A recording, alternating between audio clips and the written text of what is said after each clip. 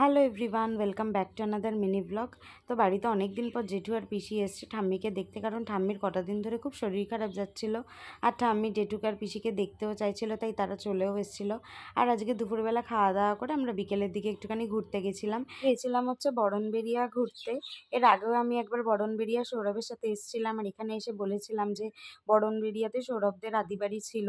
আর এখানে জেঠু আর পিসি অনেক বছর পর এসছে, তাই বললো চলো আবার ঘুরে আসি। আর এখানে জেঠুমনি ঘুরতে ঘুরতে আমাদেরকে দেখাচ্ছিল যে কোথায় তাদের আদি বাড়ি ছিল আগে, মানে কোথায় আগে তারা থাকতো।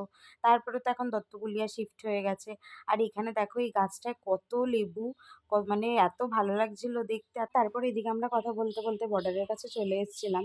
আর যেহেতু জেঠু আর পিসি বহু বছর পর এখানে এসছে, তাই কিছুই চিনতে পারছিল না বলে সৌরভ এখানে বলছিল। আর এই নিয়ে আমি এখানে দুবার আসলাম। আর এখানে পরিবেশটা দেখো কত সুন্দর আর কত শান্ত, সবাই এখানে বসে কি সুন্দর সময় কাটাচ্ছিল।